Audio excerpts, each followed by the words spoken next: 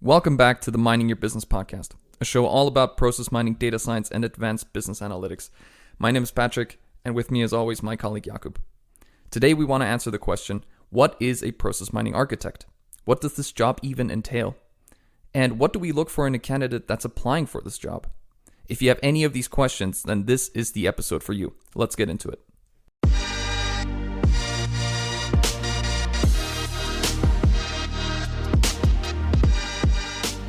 All right, people, you want to hear something amazing? It has been a year since episode 1 of Mining Your Business podcast. A full year. That is insane.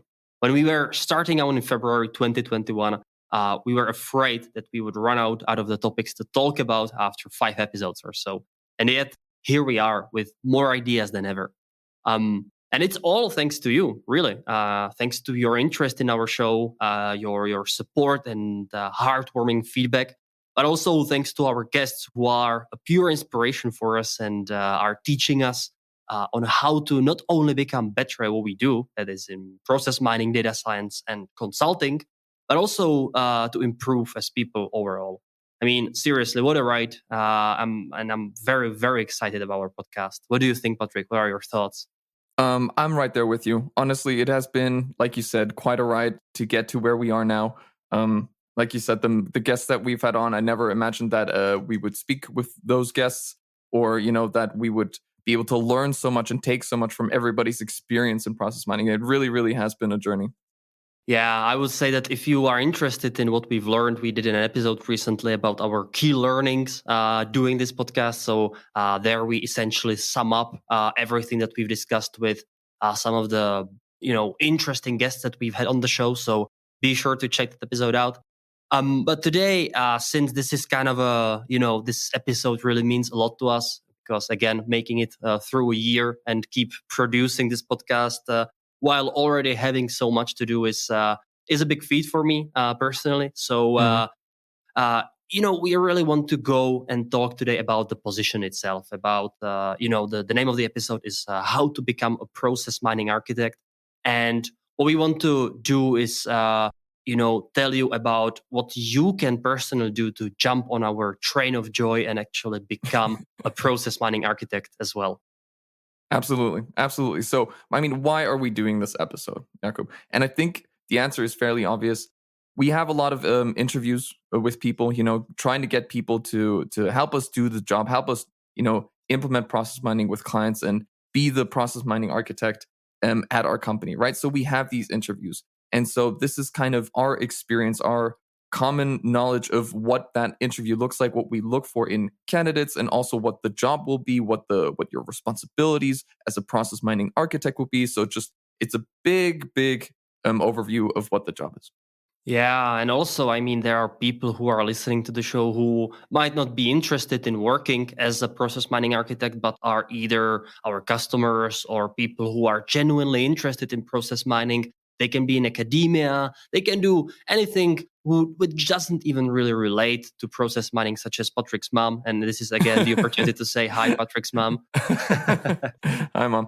Yeah, and we just really want to establish this process mining architect, which, by the way, I really want to coin as a term because, in our job postings, we are usually using a data scientist or a data analyst, which, in my opinion, is a subset of what process mining architect really does. And we use these terms interchangeably. So what I really want to do here is coin the term process mining architect and also introduce you to it and tell you why is it such a cool job and why you should even be interested and maybe tempted by applying. Absolutely.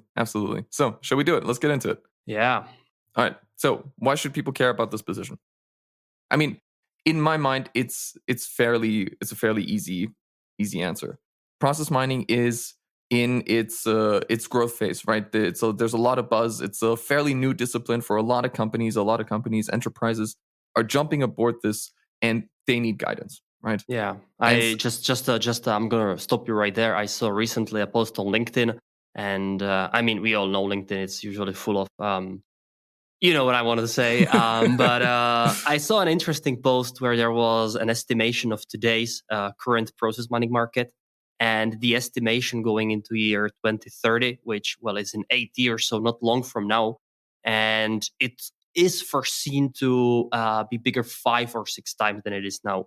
So that's Yeah, 5 or 6 times more project than there are now, and more insights, more process mining. So yeah, as you are saying, it's really market to be in.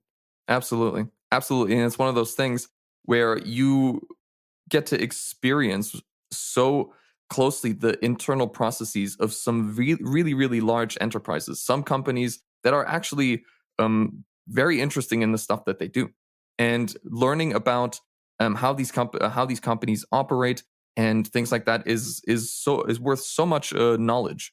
It's really a teaching position, and that's it. Well, Yeah. not really, but you know what I mean. Yeah, so basically, you learn a lot on the Yeah. job because you get the insights of these organizations and you talk to very interesting people who very often are in leading positions of their organizations and who Hmm. can actually make change.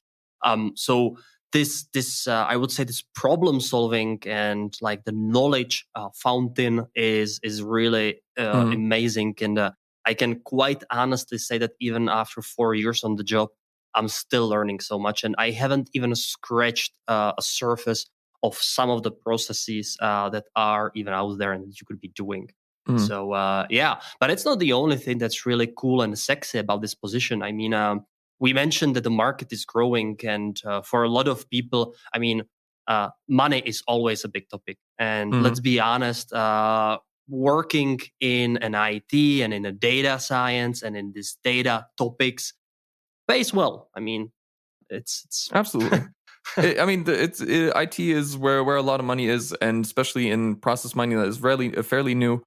Being in the position that we are, the money is a very good perk for sure. Yeah, but knowing millennials and people in my age, money is not the only thing that they want to do. And one of the key drivers for, fresh out of the school people and new candidates is also this autonomy at the job. So knowing that, first of all, you can actually make a difference. And I can already assure you that doing a process mining and being a process mining architect, you 100% can make a difference because you are solving real problems of organizations, and you can have a direct impact on improving things and eventually saving money, saving time, and helping someone. So it's huge. But going back to that autonomy, when you are in a project and you already have a certain experience, a lot of things actually depend on you. I mean, you always have someone to rely on, someone more experienced, a boss or some team lead or someone. Uh, but you are still kind of in the position where you have to think for yourself. You have to come up with your own solution. And while somebody can guide you, it's really your call at the end of the day on how you're going to tackle a certain problem. And I know that this is something that a lot of people really strive for and really want to do and really want to have the ability to even make these kind of decisions. And being or working as a process mining architect can really give you this. Absolutely. I think this really goes into some of the positive feedback loops that you get in this job. I mean, let's start at the basics. You have your code. When you write good code, it works, it runs, it's quick, it's beautiful, it does what you want it to do. If you write bad code, it's going to fail. There's errors, whatever, it's bad. That's a very quick feedback loop. Another one is the response of the clients you're working with. Some of them are very, very excited and really, really positive about the things you're doing. And that instant feedback is also very infectious. It makes you feel good about the work that you're doing. It's directly correlated about the quality of work that you deliver. And then secondly, it's also these strategic savings that you're giving these clients, this enterprise. You are making an impact, giving them more opportunity to do other stuff with their safe cash or whatever Mhm. it is that they're doing. So that's another feedback loop that is very, very directly related to your quality of work. And that I think is very, very rewarding for me and Yeah. for people in this position. Yeah. And that leads us into who is this job for and who is not for. And I think the key word in who this job is for is independent people. So people who are not afraid of the stage and who want to think for themselves and who actually want to make some kind of an impact. And I can't think of a better word than independent. Obviously, it's an IT job still, even though it's not strictly. You will not be doing only IT, but it's still work with computers. It's still work with the data, with the databases, and with some informational systems. So having a knowledge and a grasp of the IT piece is big. So I know it's gonna be people who have some background in IT or engineering, math, statistics, or even some of the business schools where they really learn some algorithmic thinking and some coding will have a much easier time to even applying and getting into this position. Exactly. And also, it's also related to a little bit about your interest in business processes, right?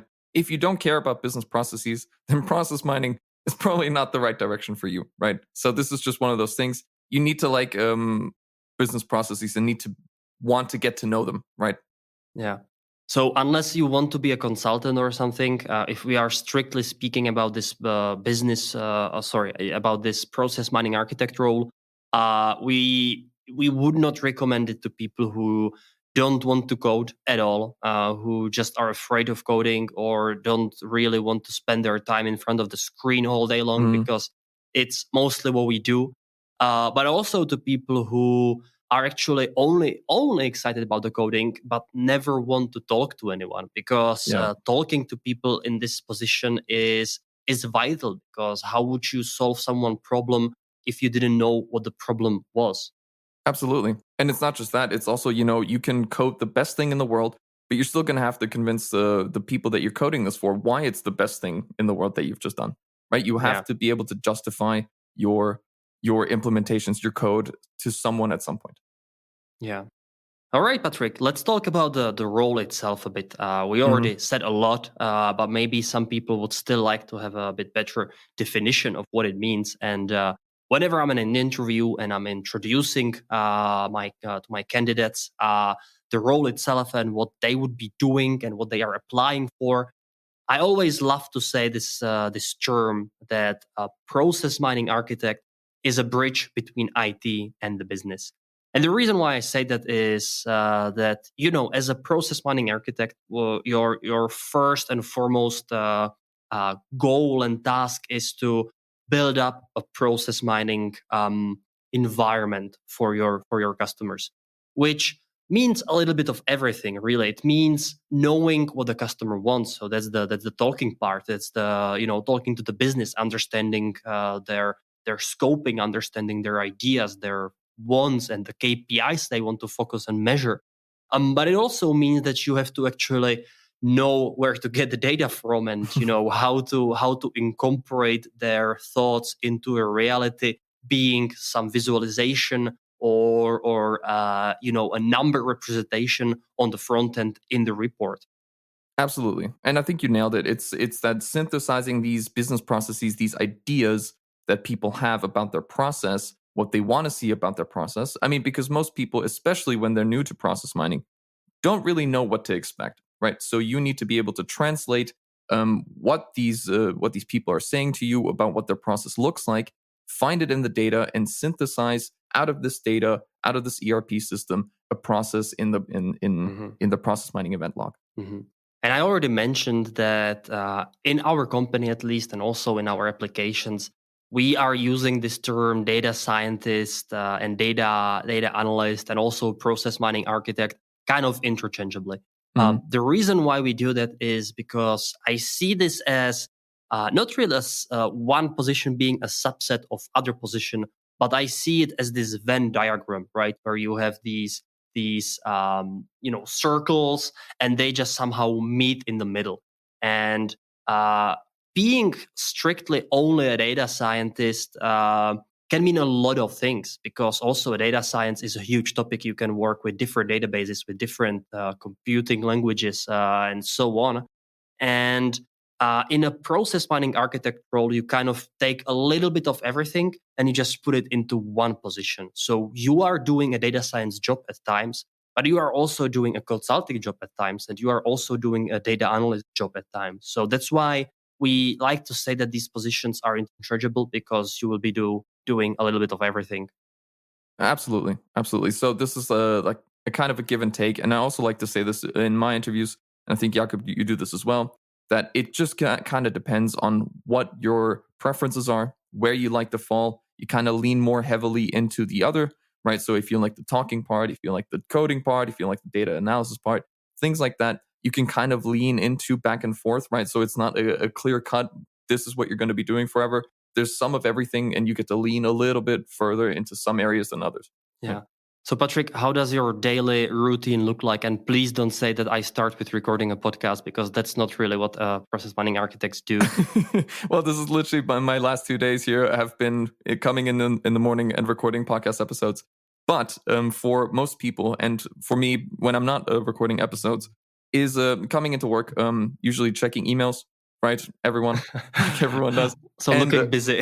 Yeah, exactly. So essentially, there will be some sort of tasks from or inquiries from some clients saying, "Hey, I want to analyze this," or "I think this looks a bit odd. Can you please explain this to me?" Or "I want to implement this further." And then we go into the data, see what is up, what is the cause of the confusion, see if we can explain it, kind of pull out some examples, and kind of go through it with this client and just kind of talk through it a little bit.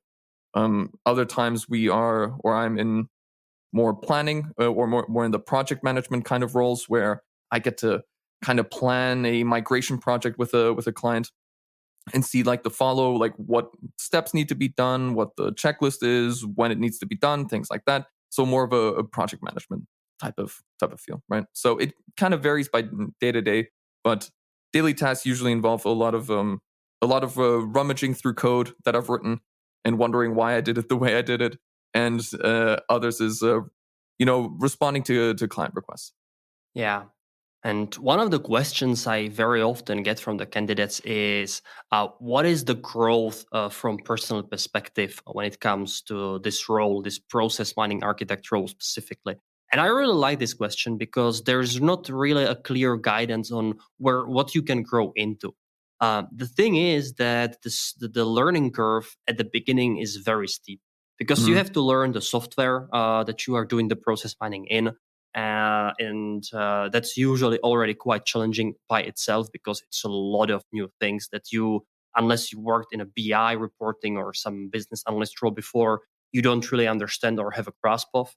Then there's obviously your coding skills. Most Mhm. of these roles will revolve heavily around SQL, which, in my opinion, is let's say, I would say, one of the easiest languages, if we even want to call it a language, to learn. But it's still a Mhm. language. It's still some learning to do.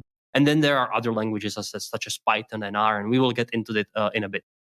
However, it doesn't end there, because if you are building the processes, you have to understand them. And trust me when I say it, you will not understand them within first couple of months at your job. Yeah. I had these moments of revelations year into doing a job, and suddenly things falling into place, and Mhm. suddenly I just put the dots together, and I was like, okay, I finally understand that. Those And eureka moments. oh Yeah. yeah, those eureka moments, like, dude, why didn't you know that before? It's so obvious. Yeah. Yeah. And it's pretty cool because, with each process you implement, you start seeing different things. You start seeing different patterns, and you start looking at the problems from completely different perspectives, and you just start getting the experience, which is amazing feeling, because suddenly you are someone who can actually help.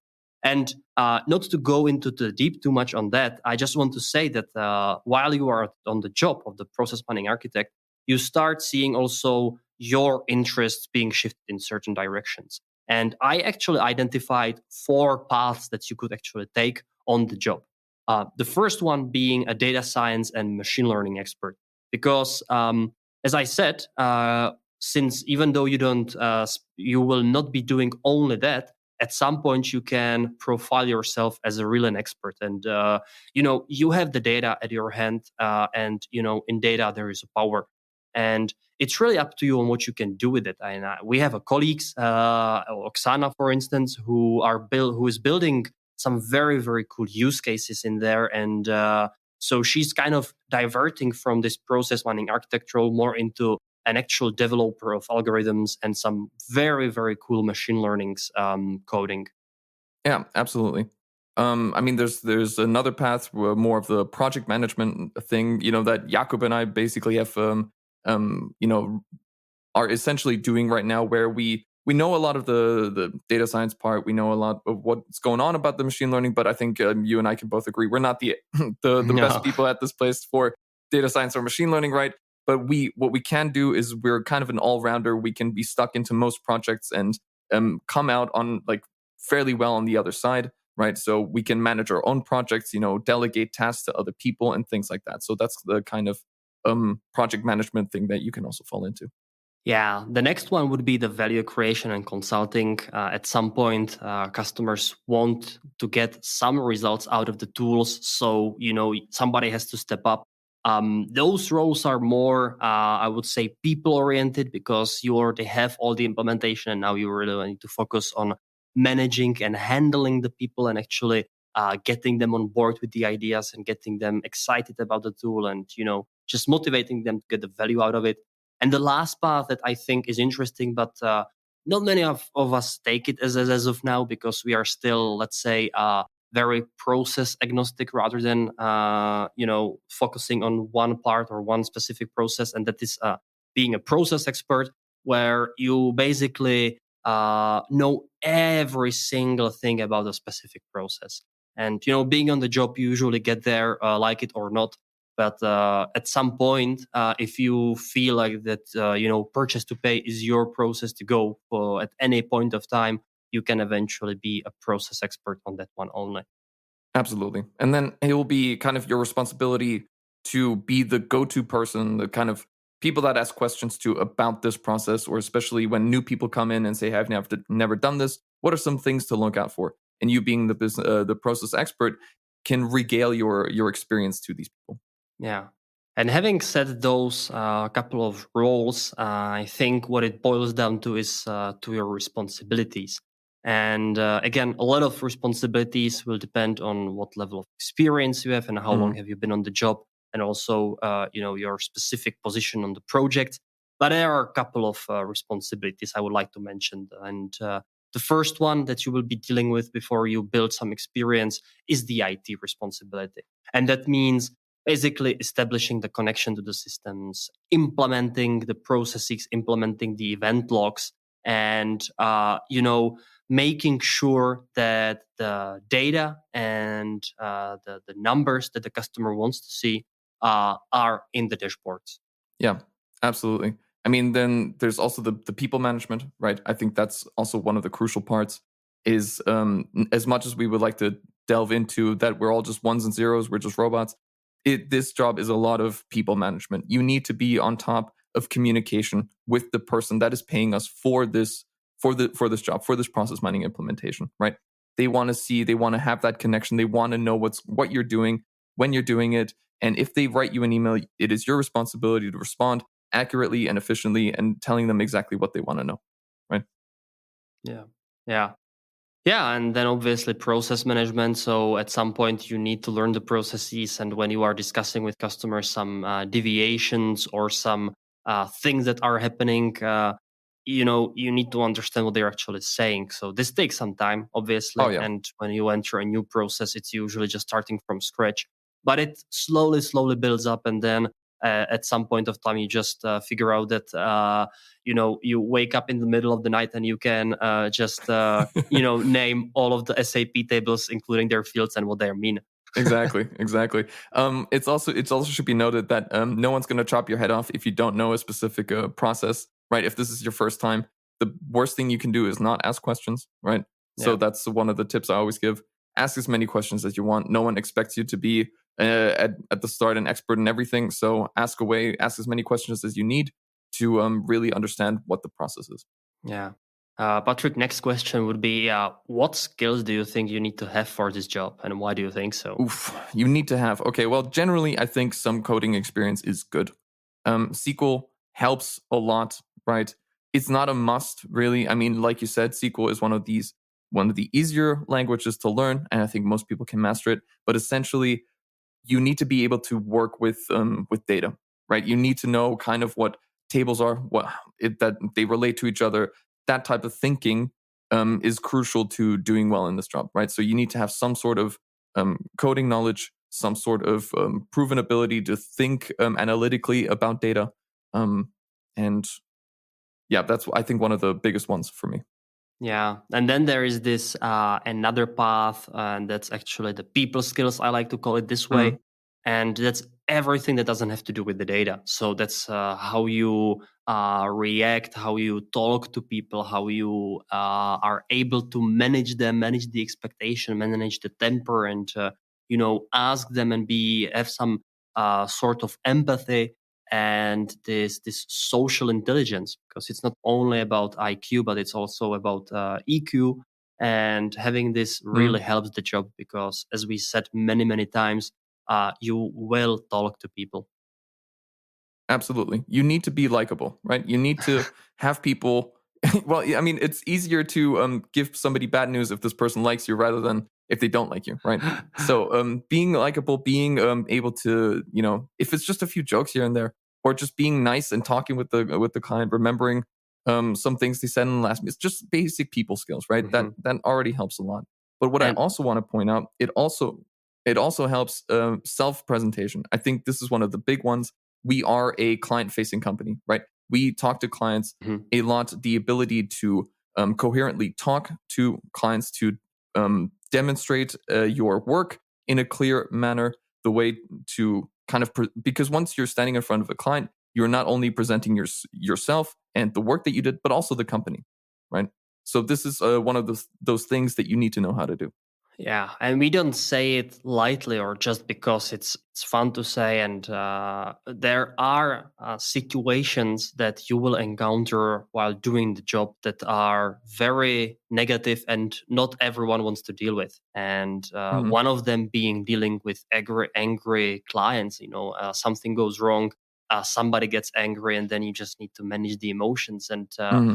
be on top of the situation. But a lot of other things as well. You will at some point deal with someone who is not very capable. And I don't Hmm. want to talk bad about people or anything, but people have different set of skills, different set of knowledge, and sometimes you will encounter people who just cannot solve your problem that they need to solve, and you just have to deal with it.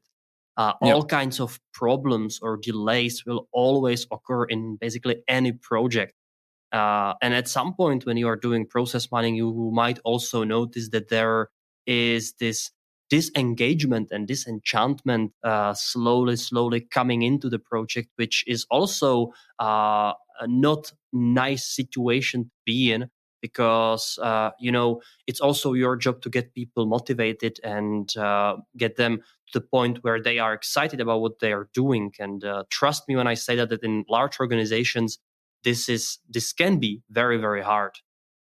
Absolutely, absolutely. And it's not that you will face this with every client. There's a lot of people that haven't faced some of these things, but knowing what to do and knowing how to act when these situations occur, knowing to have patience with people that need a little bit more time, knowing not to lose your cool when things get a little heated. Right? These are. Well, I mean, you know what I mean. This is I this know what this you can mean. happen for sure. Yeah. So knowing how to act in these situations will come in handy for sure. Yeah, and last, there is always some pressure and stress on the job, but honestly, I don't think That's there every is. job. Yeah, there is not a job where you would not face pressure or stress or Yeah, both. So absolutely. Yeah. yeah, Patrick, what would you say is the goal of the job of a process mining architect? The ultimate goal of a process mining architect, in my mind, is being able to deliver value to the customer. Right. The customer will look at this at with through one lens: is am I getting value out of what they're providing me? Right. If we don't get value, then it was all for nothing. Right. So being able to deliver value in whatever form that the client wants, you need to be able to deliver. That is the most important thing. Yeah, I 100% agree, and I wouldn't even add anything to that. And basically, whenever I feel successful about a project is when I hear back from a customer, be it directly or through also my superiors via email, or a nice remark that we did a good job and that we really helped them solve their problem. So this is Mm. really an ultimate success that I can see in a project. And that said, we will now actually get into the second part of our talk here, which is the hiring process. As Patrick mentioned at the beginning, we are now growing our team, in Europe, in Munich and Prague office, but also in the States, where we are now present on the market. And we are in this position where we are actually deciding about people's future when we talk to the candidates. And I know it sounds very, very harsh. Trust me, it's not also being easy. It's also not easy to be in this hiring position and basically play an HR agent or something.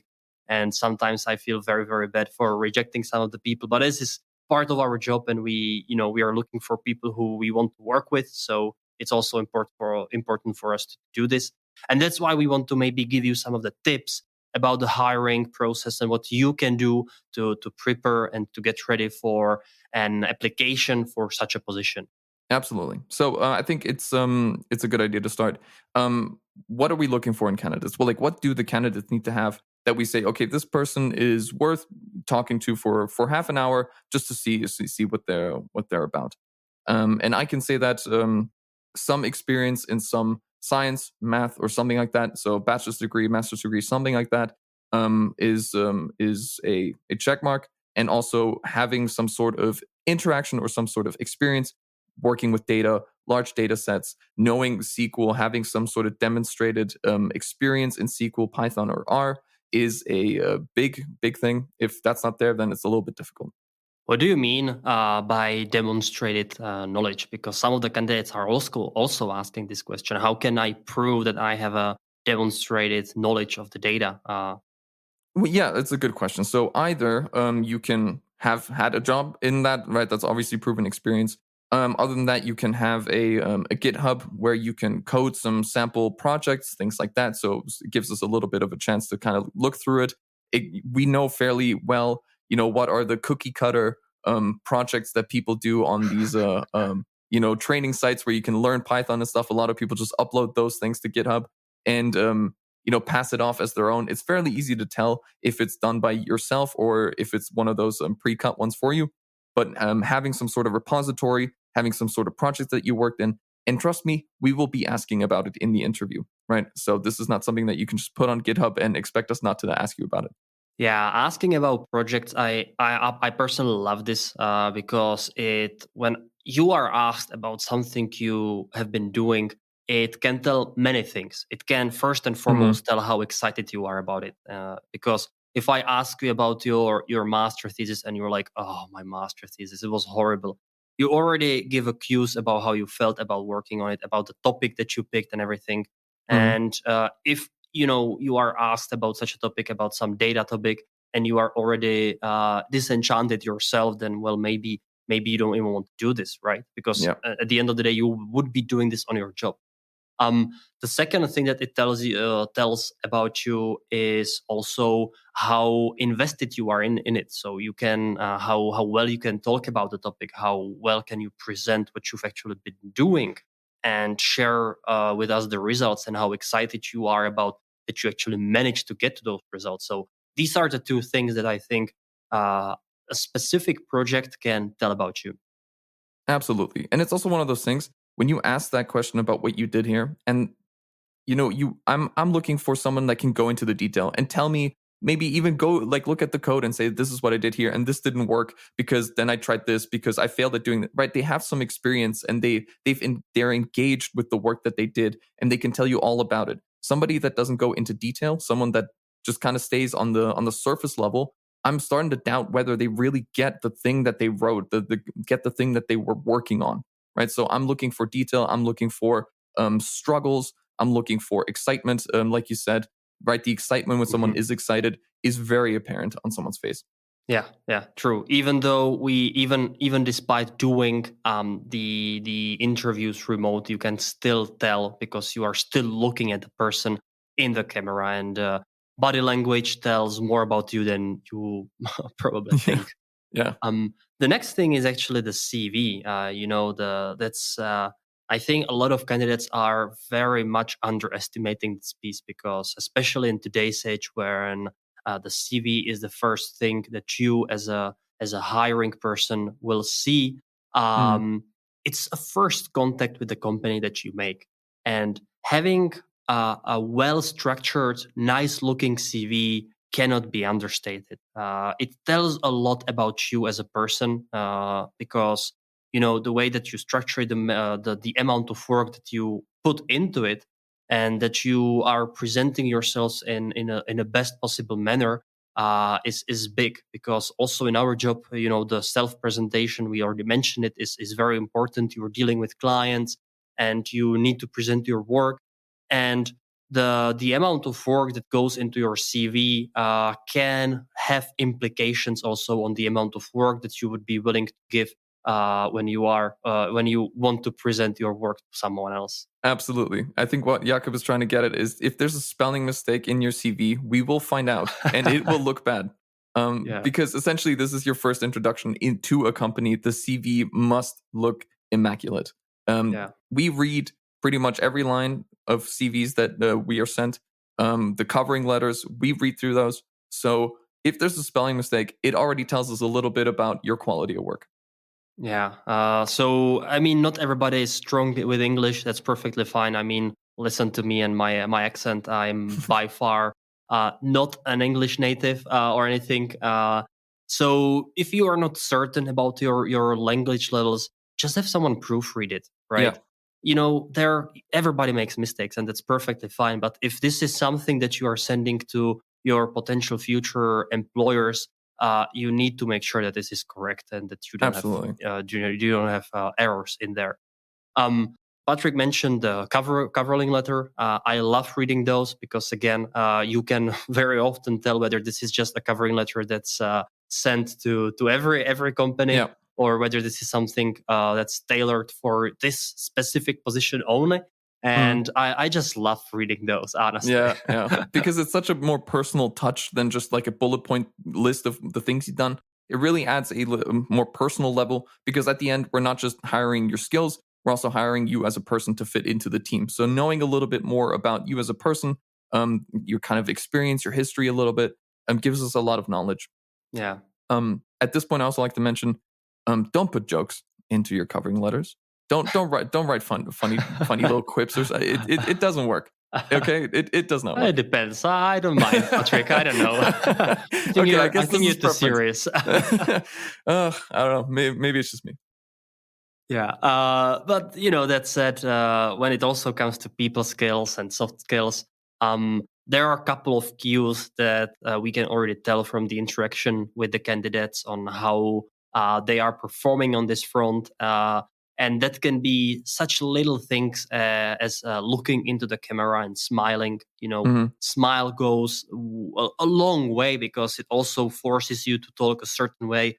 And just looking here at Patrick when we are recording this podcast, we are smiling all along. And we kind of hope that this is actually translated into also your experience. And, smile is free. So you can just smile in the camera and be there. Another thing is just general politeness and the way you speak and you present. You will not be cursing in an interview, or using swearing and so on. That's just not something that you should do. Be on time, be there when you are asked to. These are these little things that can translate in in eventually being rejected or accepted, or at least proceeded to the next round. Absolutely. And I mean, if you cannot make an interview, a heads up is great. I mean, if we need to reschedule, that's uncomfortable, but fine. But please let us know. It's just this politeness, this having decorum is really, really a big part. Yeah. So, Patrick, I think let's get ready into how the people should actually get ready for an interview with us or with any other process mining company at a process mining architect role. I actually, as I said a couple of times on our podcast before, I also do a personal finance podcast, which is unfortunately in Czech. so you can't really listen to it. But I devoted a full episode to how to get ready to an interview, for an interview, sorry. Because there are some things that are easily fixed and that you can just focus on at the very beginning, and that can go a very long way. And what I did is essentially I split this getting ready into 4 phases. The first one being the phase before you even apply. The second one being a preparation phase. The third one, an interview phase. And the fourth one, very often neglected one, is the phase after the interview.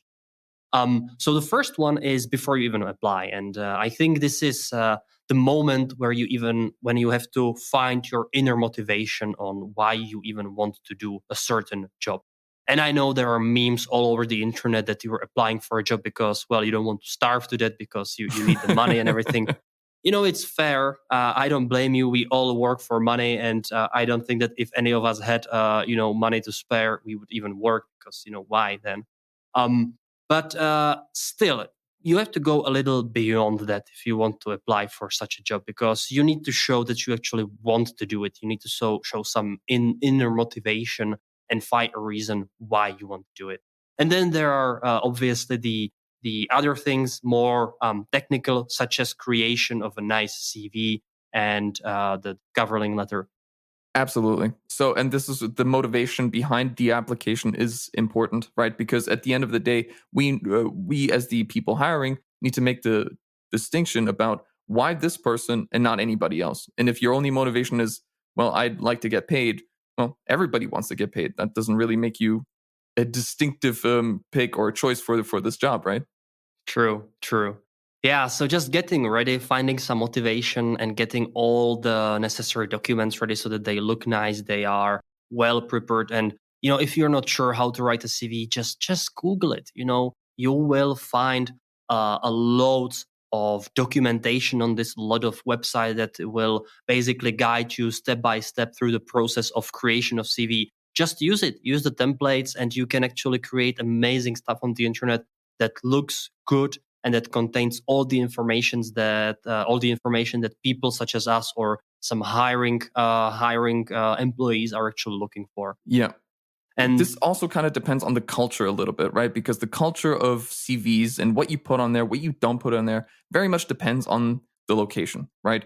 Since I am in Germany, I'm not sure how it is in the Czech Republic, but essentially a CV in Germany is essentially an entire history of you, right? From all your certificates and everything that you've ever done to where you are now, right? There's nothing that's left out, or at least I don't leave anything out in my CV, just because that gives you a fairly good history of everything that I've done to this point. In the States that I've seen, a lot of people just put the relevant stuff in the CV.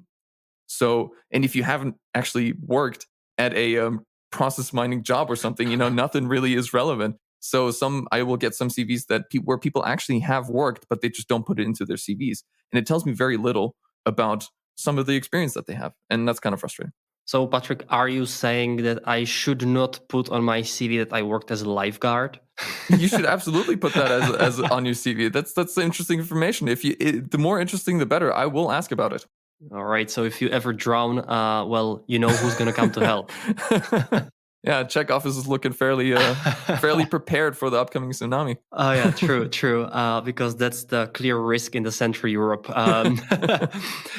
Proceeding to the second phase, and that's the preparation. And I know, Patrick, you are very passionate about this. That really comes into the research about the position, company, and people.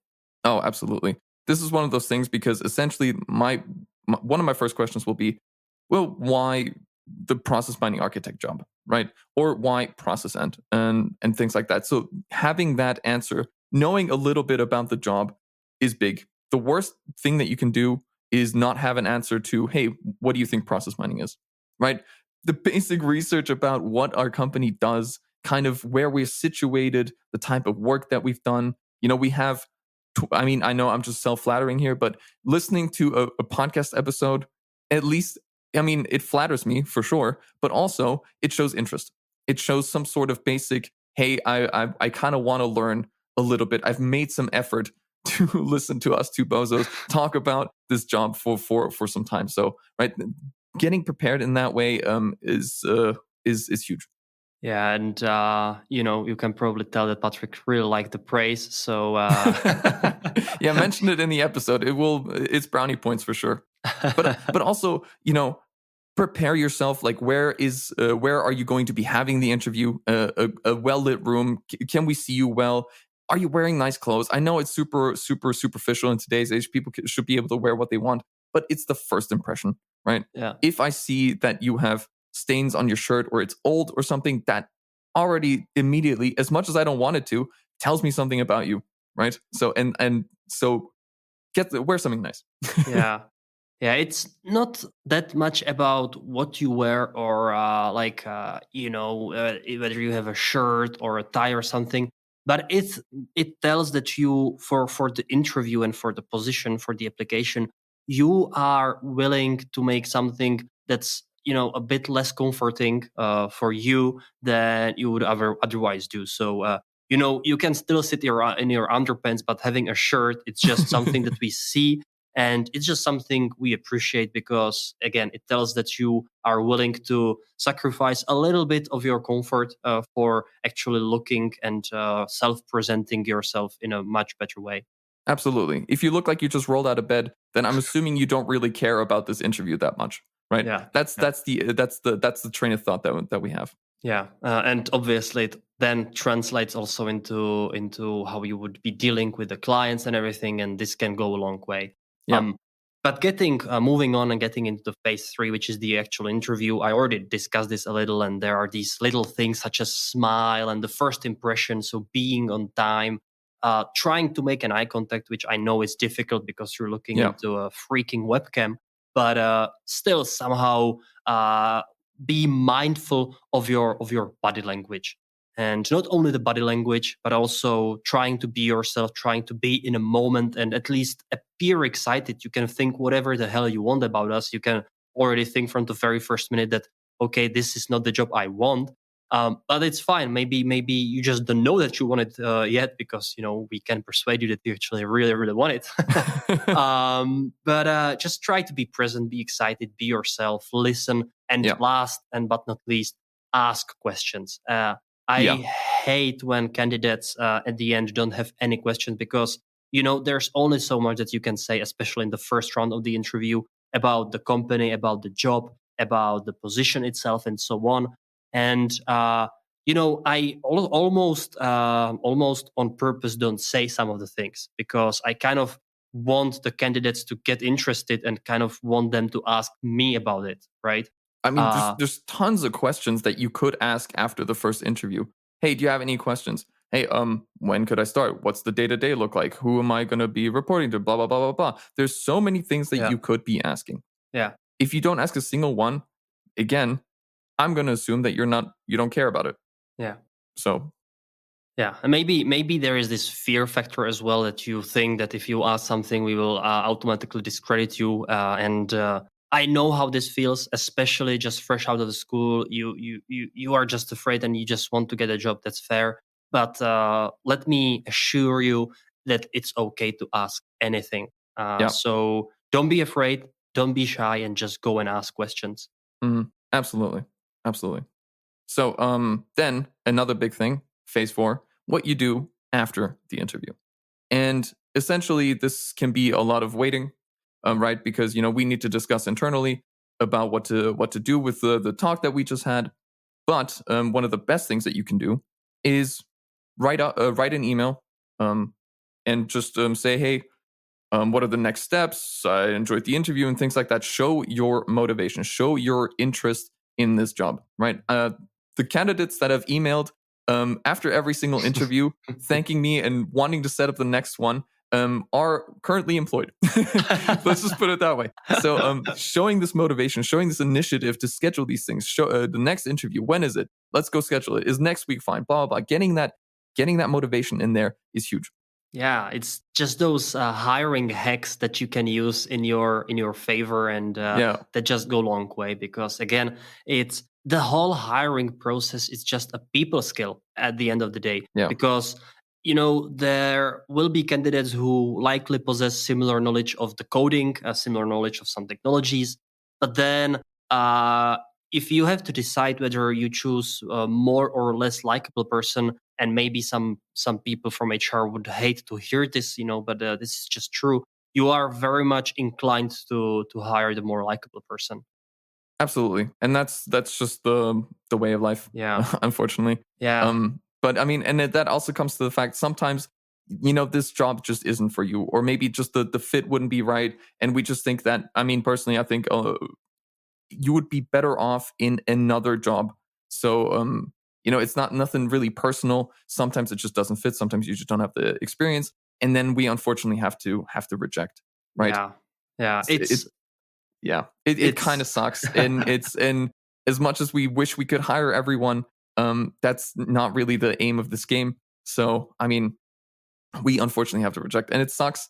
And asking for feedback is completely valid thing to do, and I would encourage you to do so, just to get some feedback about what you could be doing in other job interviews. Just to kind of get some more knowledge. Because any type of interview is an experience. You can learn from every single interview, successful or unsuccessful, and knowing what to do better is can help you further on in your job search. Yeah. So I would just say, don't be sad if things don't work out. You can do everything right and still not be hired. It's just life. I mean, it's frustrating. I've been there as well when I was moving to Germany 4 years ago and actually applying for jobs. I got rejected from 80 positions, and that's a lot. I kept a track of it. It was very frustrating. I mean, there was the language barrier. There was absolutely no experience whatsoever. But I still made it somehow to process, and now I'm talking about in podcast about how you should get ready for exactly. interviews. And I think this is a very good story, because essentially it's just you will find a job that's right for you, and that you will like, and that you will fit into. And not taking these rejections personal is huge. Knowing that you can learn from them, and that you can be better because of them, and come out better afterwards is something that you should internalize and not get frustrated. Yeah, and that said, actually, if you had a feeling that this is kind of a hiring episode, I would say that your feelings are correct, that we are currently looking for new employees, for new candidates, for new colleagues.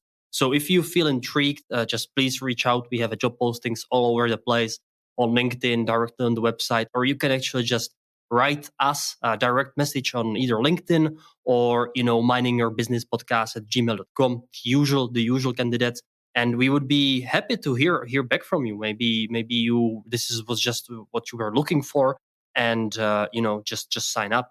And that said, this is actually the end of our talking at the episode, and we have a little preview, or little cherry for you guys as well, because that we are excited about the job is, I think, self-explanatory. Yeah. It's pretty apparent doing this podcast and everything. That's all there. But we've decided that to tell you a bit more about why process mining architect as a job, and specifically also as a job at Processend, is the best thing you can do. We have invited a couple of colleagues. So stay tuned and stand by. And now we will give over to our colleagues. And as promised, we've got 2 data scientists or process mining architect from our company. And therefore, we got Lindsay Ryan here and Anton Aert, who will say a couple of words why they think being a process mining architect in our company is an amazing job. So Lindsay, ladies first. Yeah, sure. So I think the thing that I really like the most is kind of the diversity of projects that we get to work on.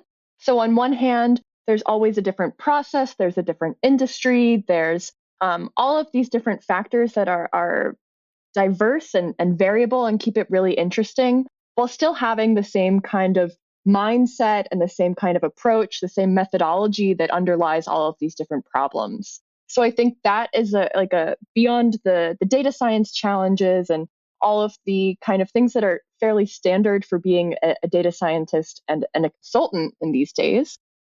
This kind of ability to take the same methodology but apply it in different ways, figure out all the different ways that you can solve a problem, really keeps us on our toes, and I think keeps it really interesting.